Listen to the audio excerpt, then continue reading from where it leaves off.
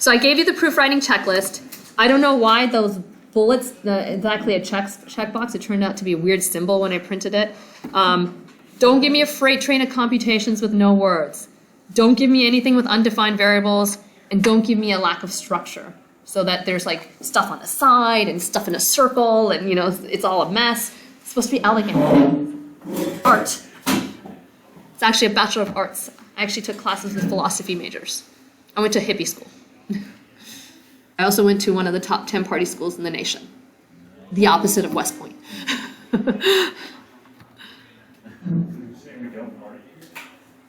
Not visibly. There they visibly did. We just party in a very different way, like platoon PT or that's how we do. Arvin in the morning. Yeah. 476 homework. That's right. It's a party. It's also a party. Proofwriting's artistic. So again, I'm trying to find problems that'll help you with your homework, but it's like that's what makes this.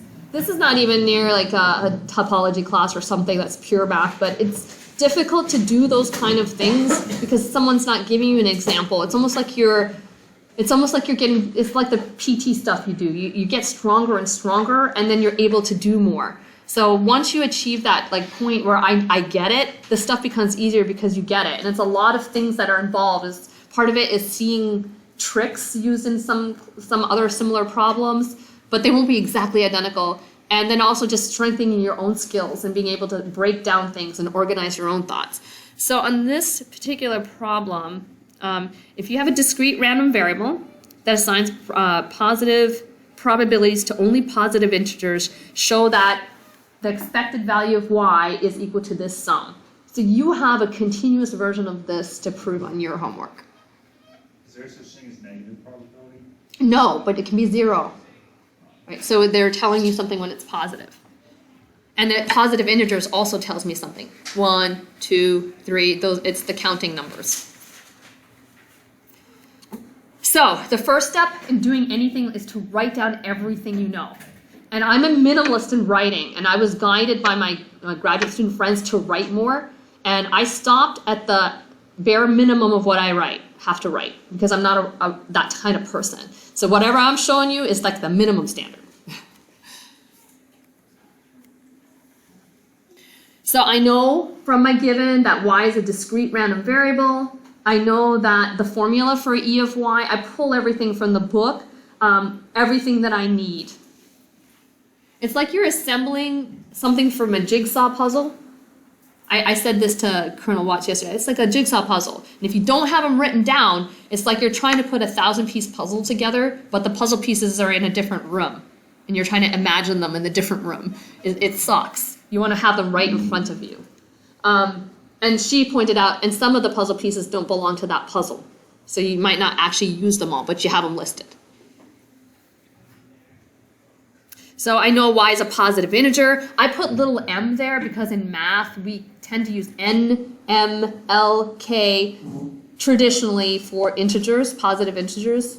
And so that I just put it there just to give me a reminder that it's not, little y is usually used for real numbers. And so I just wanted to give myself, I write down notes for myself to help myself out. And I kind of did that by accident. It's like an autopilot, I just wrote it down.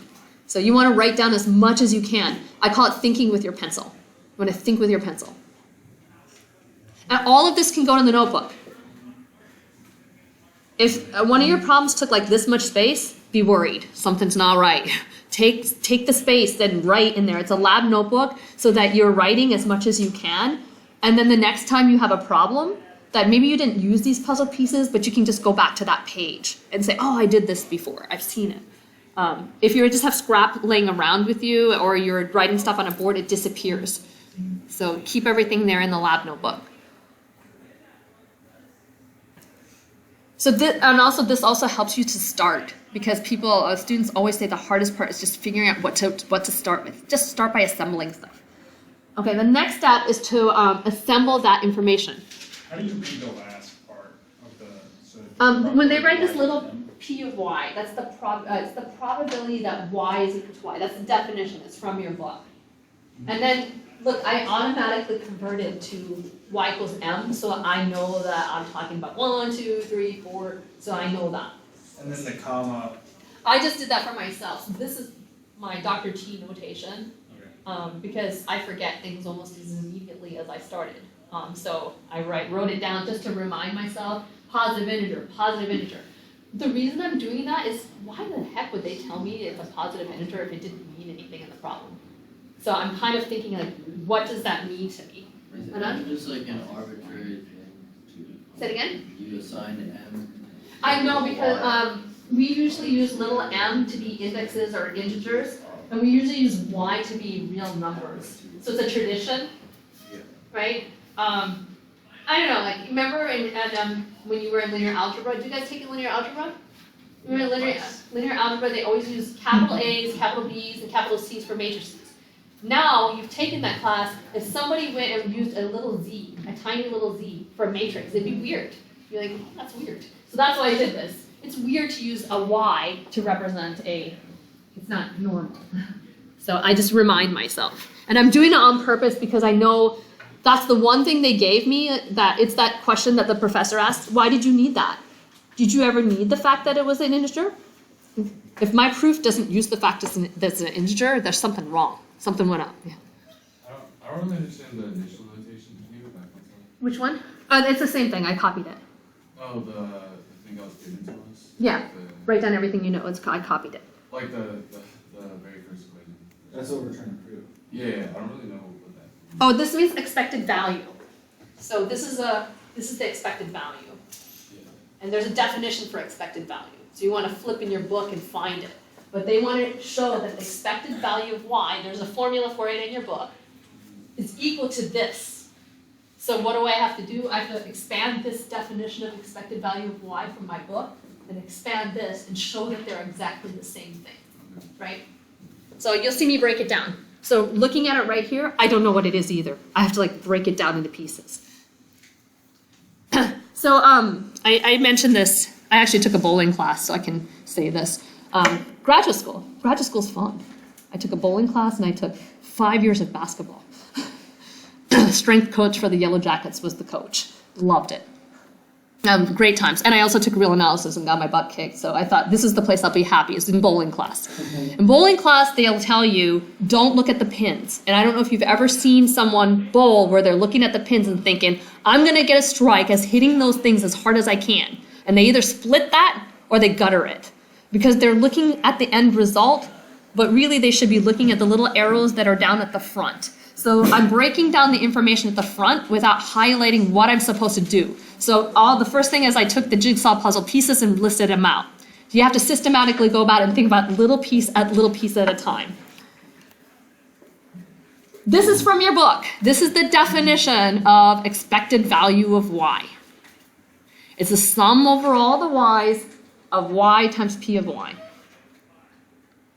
You will know this, and you won't know it for studying for a WPR. You'll just know it because it keeps showing up in your homework. So that's a good marker. Like you'll just remember these equations. And I only had I remember that was a big neon sign that like, oh, they told me positive integers. They wouldn't have said that if that wasn't important. So I have it here. Y's are only positive integers. I hate summation notation because it's a compressed version, so I like to write it out. 1 times p of 1, they're only the positive integers. So that sum is supposed to look like that. You stay up too late last night? Woke up wrong. No. That's not good. To do my homework? Oh, red board. That's not good.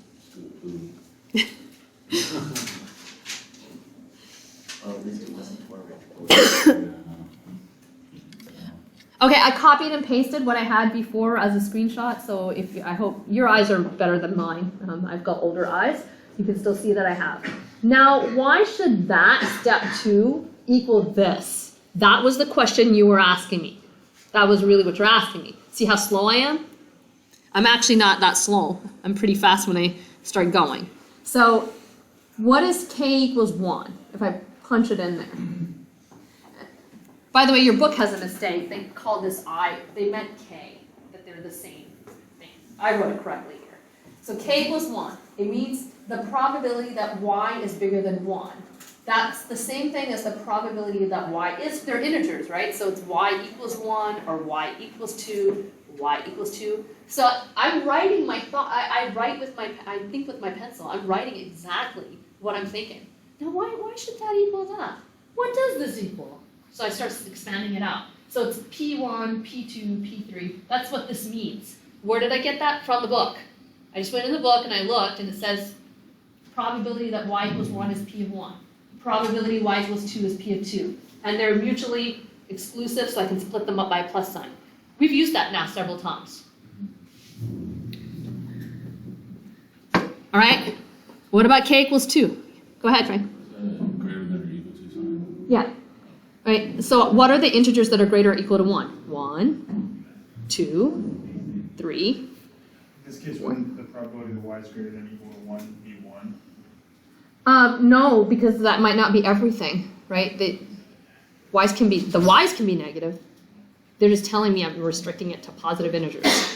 So restricted to positive integers, that's what I get. I just don't know what they are. I'm going to do the same thing for k equals 2. If you worked with me this past week, you know that I'm a lister. I like to list things out. If Colonel Watts gives me n's and m's, I make n3 and I make m2, and I start looking at it. So I like to list them out. Because I'm named Thomas for a reason. I'm actually named for St. Thomas. I got to see to believe. So I got to see it. So there it is. Nice. I told my dad, that's the perfect last name for me. All right, so k equals 2. Those are the integers that are bigger than, probability of the integers being bigger than 2. Wrote it out. Wrote it out. Notice I don't have summation notation.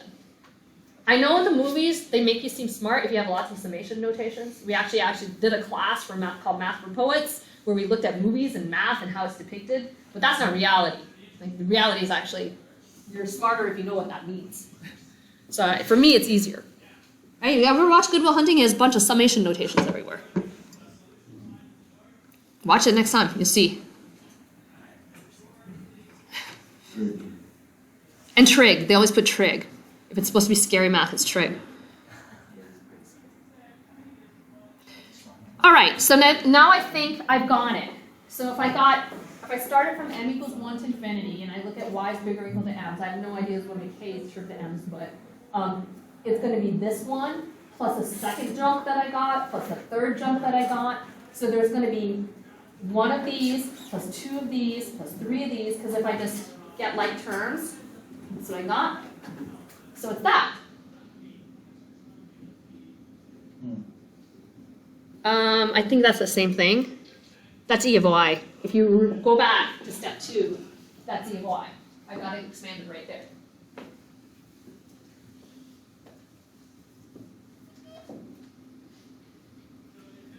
So I know, like, if you came to my office, you thought, oh, she made it look easy. But if you go to the gym and you watch someone who goes in there every day and they're doing knees to elbows, it looks easy. Then you kind of try to do it yourself, and it's not easy, right? So the first time it's not that easy, but when you start seeing me list it and you start copying that method of listing it, then it becomes easier.